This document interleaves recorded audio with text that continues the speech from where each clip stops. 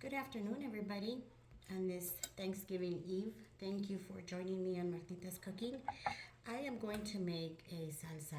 Yesterday I was shopping for my Thanksgiving stuff, and a couple of ladies approached me to my basket and said, "Hey, do you have a recipe for salsa?"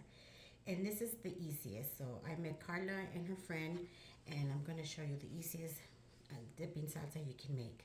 I told you this is the can of El Pato sauce. You use one can, you use one tomato, a jalapeno. Either if you want it spicier, you add a serrano. If not, take all the seeds off and it won't be as hot.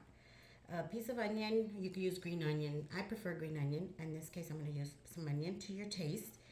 I have a teaspoon of oregano, garlic clove smashed, and as much as cilantro as you would like. This is about a tablespoon of chopped up cilantro. Salt, of course, and pepper to taste. Put it all together, plus the can, plus another can of water, and you will be adding the water to the blender. Put it all together in the blender. You will be adding water gradually depending on the consistency you want your salsa. So let's get it all together. Okay, so you can see I chopped off my vegetables kind of thick so they can all kind of blend in together. Throw them all in the blender.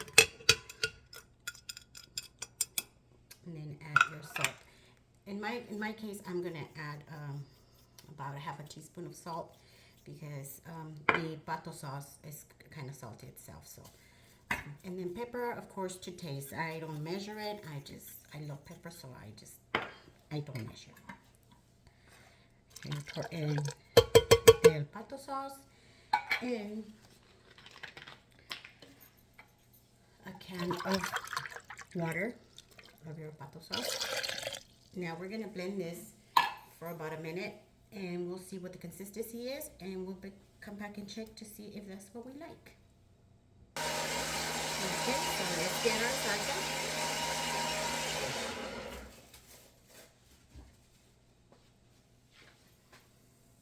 Okay.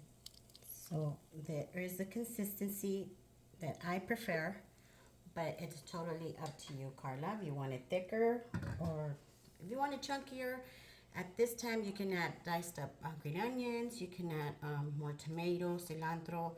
You want to make it a little bit meatier, chunky. So it's really up to you. But I hope, Carla, that you can make this salsa, and I hope it's part of your dipping sauces that you're gonna have for your parties.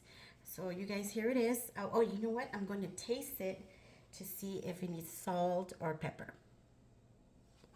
Okay, so here's the spoon. I don't know if you can see it. See the consistency? It's perfect. If you leave it over for about an hour, it's going to thicken up.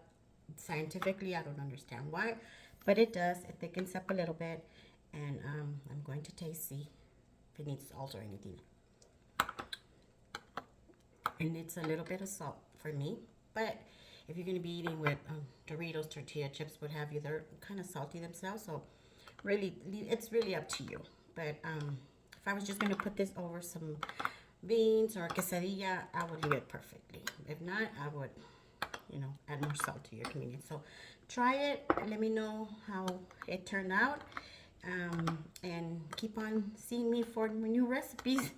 Thank you. Enjoy.